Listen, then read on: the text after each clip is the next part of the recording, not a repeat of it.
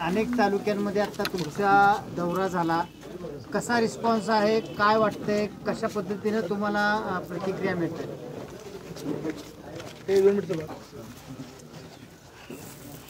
तुम्ही जे प्रश्न विचारला मला त्याच्यामुळं दौऱ्याचं, पण तुमचे प्रश्न आता पुढचे काय आहेत त्याच्यामुळं मला गुंगी आली दौऱ्यावर मला होईल. काय नाही, नेहमीप्रमाणे आपलं सगळ्यांच्या गाठीपाठी घेतोय आणि काय लाज आणि काय लपून काय ठेवायचं. ते पहिलंच सांगितलं, उभं राहणार म्हणजे राहणार, जे काय असेल ते बघू नंतर पुढचं काय जे होईल ते. काय तुम्ही अजूनही पालकत्वाची वाट पाहताय? 95,000पेक्षा अधिकच्या कुटुंबाचे आयुष्य आनंदाने भरले आहे. आजच कॉल करा आणि मिळवा फर्टिलिटी ट्रीटमेंटवर सूट आणि सर्वांना द्या आनंदाची बातमी. लोकांचा प्रतिसाद कसा आहे मला बघताय ठीक आहे, तुम्हाला काय वाटतं, चांगलं का वाईट? आम्हाला चांगलाच मिळतो. पण ठीक आहे, मला कशाला प्रश्न विचारतो. तुमच्या विरोधामध्ये मोठ्या प्रमाणात असा एक प्रबळ उमेदवार उतरवण्याची जोरदार तयारी शरद पवारांसह महाविकास आघाडी करते, पण त्यांना उमेदवारच सापडत नाही अजून त्या ताकदीचा. काय नेमकं आहे? नेमकं काय नाही, आजपर्यंत मी कधी राजकारण केलं नाही. केलं तर संपूर्ण समाजकारण केलं, लोकहिताचं केलं आणि कधी कोणाच्या असं आडीविडी घेतली नाही, कधी कोणाला काय दुखवलं नाही. लोकांचं प्रेम आहे. शेवटी लोकशाहीमध्ये लोकशाहीतले राजे आहेत, ते ठरवतील काय करायचं आणि काय नाही. मी तरी काय बोलणार. मला साहेब, आपली उमेदवारी कधीपर्यंत उमेदवारी कधीपर्यंत जाहीर होईल? आता इथं कुठलं रेन फॉरेस्ट ना, किंगबेरीच्या गुहेत गेल्यानंतर सगळे पक्षी बघितले.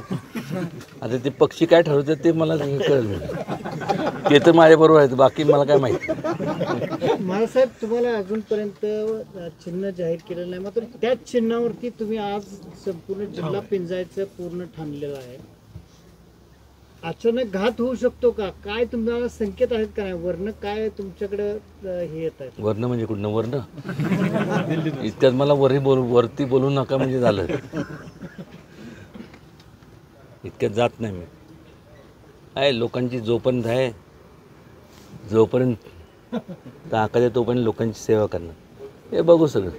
मला साहेब, परवा शरद पवारांनी कॉलर उडवली, तुमची स्टाईल केली, आव्हान दिल्याचा एक चर्चा सुरू आहे, काय सांगाल? काय बोलणार, ते वडीलधारी. अहो माझं बारसं जेवलेलं लोकांच्या बद्दल मी काय बोलू, मला सांग, काय बोलणार मला सांग. पण सातारकरांमध्ये चर्चा आहे की कॉलर उडवायची स्टाईल उदयनराजेंची, तर दुसऱ्या कोणी करू नये असं. अहो कोणाची, आता मला सांगा ना, काय झालं. असंच मी कासला गेलो, घाटाच्या मंदिराच्या यात्रा होती, येताना प्रत्येकजण म्हणलं, कोण म्हणलं की रजनीकांतची अशी ती कॉलर आपलं हे गॉगल बिगल असं. तर माझा जिवलग मित्र युनुस होता, ते म्हणलं तुमची काय स्टाईल म्हणलं. मी विचार केला, म्हणलं तर काय माझी काय स्टाईल, आपली काय स्टाईल म्हणलं मी कधी कोणाचं वाईट केलं नाही, लोकांच्या हिताचं काम केलं. मग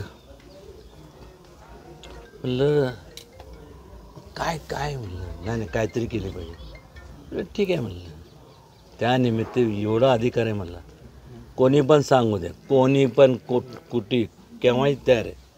म्हणलं आपण सगळ्यांचं हे केलं म्हणून दिस इज कॉल्ड स्टाईल म्हणून मी, बाकी काय नाही. तुम्हाला लोकांना वाटत असेल लई मोठी वीक आहे.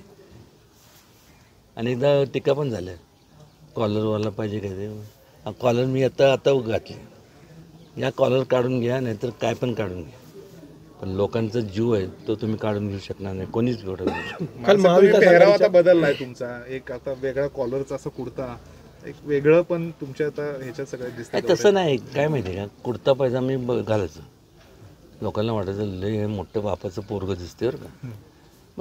मग पॅन्ट शर्ट घेतलं तर लोकांना वाटतं, म्हणलं ही हे काय सोफिस्टिकेटेड टेक्नोक्रॅट.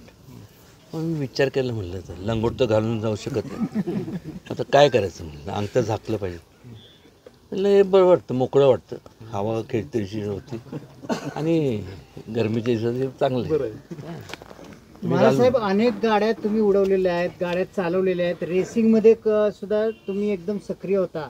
आता या राजकारणाच्या या रेसिंगमध्ये ह्या कुठल्या गाड्या धावतायत असं वाटतंय तुम्हाला? कुठल्या म्हणजे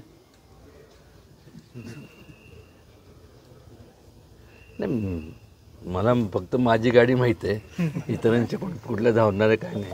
त्यांनी शेवटी प्रत्येकाला इच्छाशक्ती आहे, त्यांनी त्यांच्या गाड्या घेऊन फिराव्यात. महाराज शेवटचा प्रश्न, शशिकांत शिंदे, श्रीनिवास पाटील, पृथ्वीराज चव्हाण यांच्यामध्ये सगळ्यात जास्त मैत्रीचे संबंध तुमच्या कुणावर आहेत? सगळ्यांबरोबर. वैचारिक मतभेद असू शकतात, म्हणजे ह्याचा असा मी काय असं नाही विचारायचं. वैचारिक मतभेद म्हणजे कदाचित माझं चुकीचं असेल, त्यांचं बरोबर असेल, पण त्यांचे विचार त्यांच्यापाशी, माझे विचार माझ्यापाशी, चर्चेतनं आपण काय मार्ग काढू शकतो. आणि मग कोणाला कमी लेखाचा विषयच येत नाही. प्रत्येकजण आपापल्या ठिकाणी मोठं आहे. श्रीनिवास पाटील साहेब असतील, शशिकांत शिंदे, या सगळे इथं मला सांगा ना, ही सगळी मित्रमंडळी. श्रीनिवास पाटील म्हणजे डॅडींचे, आमच्या वडिलांचे खास मित्र. त्यांनी मला एकदा सांगितलं, दिल्लीत म्हणलं तुमच्या बारशाला मी होतो. मी त्या ह्याच्यात होतं, काय त्याला म्हणतात, पाळण्यात होतं. आता काय बोंबलं जातं, म्हणलं मला आठवत नाही आता काय. ठीक आहे, त्यांचा आशीर्वाद निश्चितपणे अपेक्षित आहे. ज्यांना कोणाला उभं राहायचं आहे राहून द्या. फक्त एक चांगलं झालं, हे अनेकदा तुम्ही सगळे म्हणतात ना, पावसामुळं सगळं झालं, देवाची कृपा दिसती. पण मला वाटतं पाऊस पडावा, कारण की आज सगळ्यात जास्त लोकांची जे मोठा सगळ्यात हे राजकारण सोडून द्या निवडणुका, तर सगळ्यात महत्त्वाचा जो प्रश्न आहे तो आहे पाण्याचा. आज धरणाची पातळी बघितली तर आज एवढी खालवली आहे की खरंच म्हणजे आता एप्रिल आहे, मे, हे कधीतरी पाऊस पडला पाहिजे. अनेक लोक म्हणत असतील इलेक्शनच्या काळापुरते, पडला तर योग्यच आहे. तुमच्या नजरेतनं महाराज साहेब सातारा जिल्हा पूर्ण विकसनशील झाला आहे का असं वाटतंय का? एक लक्षात घ्या, जेव्हा तुम्ही विकासाच्या गोष्टी करता, जशी लोकसंख्या वाढते त्याप्रमाणे लोकसंख्येच्या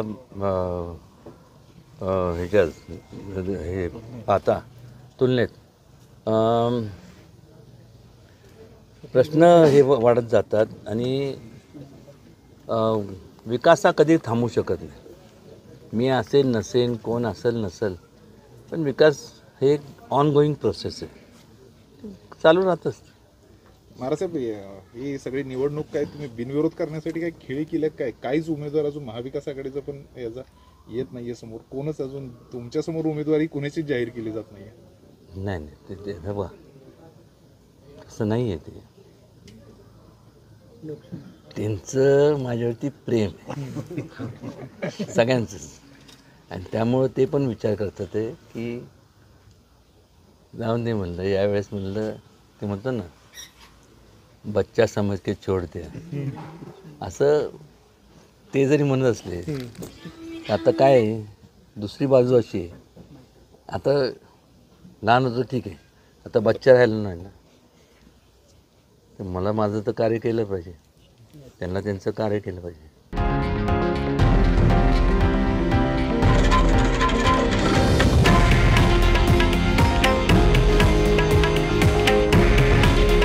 हे आहे देशातील नंबर 1 न्यूज नेटवर्क आणि आपण पाहत आहात TV9 मराठी. काळजी तुमची, हित महाराष्ट्राचं.